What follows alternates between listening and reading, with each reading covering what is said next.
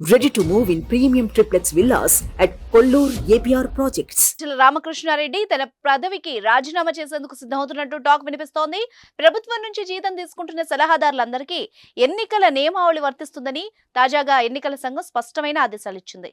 నిజానికి సిఈసి కేవలం సజ్జలపై వచ్చిన ఫిర్యాదుల్ని దృష్టిలో ఉంచుకునే ఆదేశాలు జారీ చేసిందా అన్న అనుమానాలు రాకతప్పవు. రంగంలోకి దిగిన సాధారణ పరిపాలన శాఖ సలహాదారులందరికీ నోట్ పంపించింది.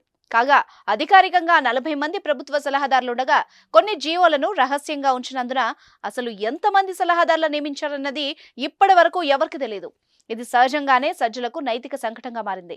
ఇప్పటి వరకు ఆయన ప్రభుత్వ సలహాదారుతో పాటు వైసీపీ ప్రధాన కార్యదర్శి హోదాలో ప్రతిరోజు ఎన్డీఏ కూటమిపై విమర్శల బాణాలు సంధిస్తున్న విషయం తెలిసిందే.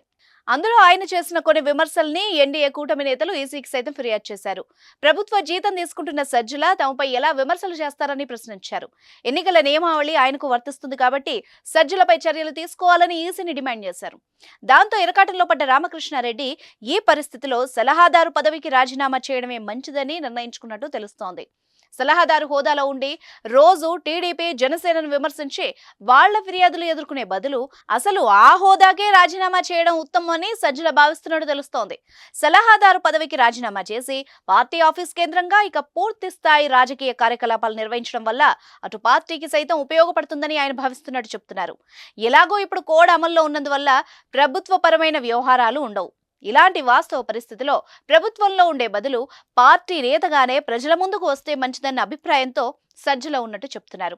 పార్టీ ప్రధాన కార్యదర్శి హోదాలో అభ్యర్థులతో సమన్వయం, ప్రచార కార్యక్రమాలు, మీడియాతో సమన్వయం వంటి పనులు చూడడం వల్ల పార్టీకి ఎక్కువ మేలు జరుగుతుందని ఆయన భావిస్తున్నట్టు పార్టీ వర్గాల సమాచారం. దీన్ని బట్టి నేడో రేపో సజ్జల తన పదవికి రాజీనామా చేసే అవకాశం ఉందంటున్నారు.